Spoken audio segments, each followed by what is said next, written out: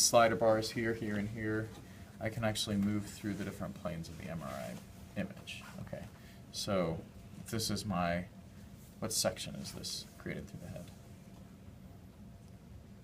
Sagittal. Sagittal, good. So if I want to move sagittally that way or towards me, into the table or away from the table, I just take this slider bar and I can move through the brain tissue, which is sort of fun. So you guys are welcome to do this at any time. If I get to the right spot, then I sort of know where that is. There it is. Okay. So you can see the connection between this big space here, which would be which ventricle? What are the big ones in the cortex? And I'll give you a hint. They're on both sides of the brain.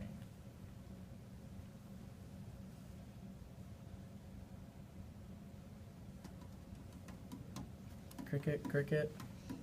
Okay, so this is the lateral ventricle, and this ventricle is attached to the third ventricle here via this tiny little foramen. It's actually called the foramen of Monroe, and that allows fluid within that space to get into this space here, which is the third ventricle. There we go. I can actually tap on it. It won't do anything. That's good.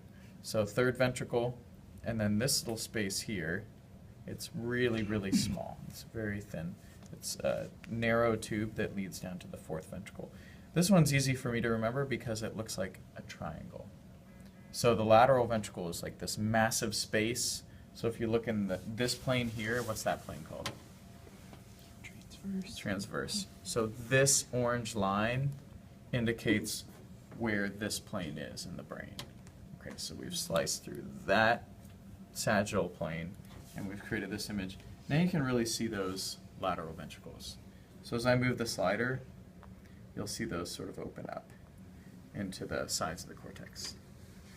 Okay, so those come together to that little spot there, which is this foramen. So when we get into the third ventricle, we can get through this little cerebral aqueduct here to get to the fourth ventricle. So you don't have a first or second ventricle because you've got these first and second lateral. We call them lateral ventricles instead of first and second.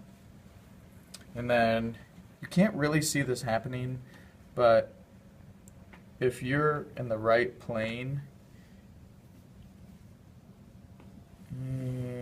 it's too small to see on MRI. But this is going to lead into that central canal of the spinal cord. So this is like tiny little hole in the spinal cord called the central canal, which CSF, which is the fluid filling these spaces, gets into that space right here around where the brainstem is. And this section here is a coronal plane.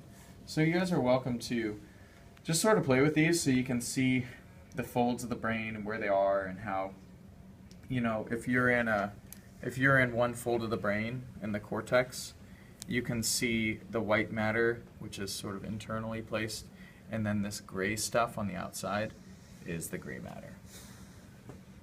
Right, so you guys are welcome to, that's all I'm going to show you here. There's one thing that's really neat. What does that look like to you? Leaf clover? Yeah, it sort of looks like a clover, or like a leaf or a tree, right? It looks like a leaf or a tree.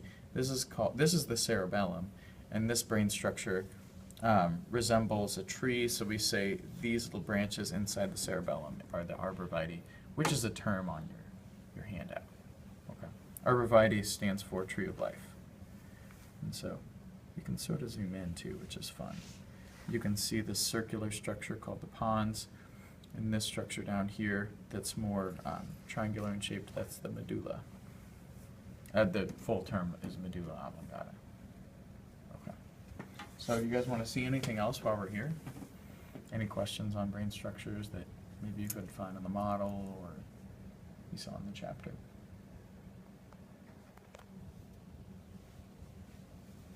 Oh, come on, there's got to be something. You guys are all concerned about the pituitary gland and where that is, right? You want to know where that was? Yeah, good, okay. So it's right here.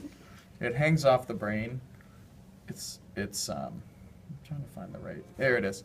Okay, so you can see the stalk of the pituitary gland, and that's the gland itself sitting within this bone. This is actually the sphenoid bone, and that would be the sella turcica, which is that little saddle.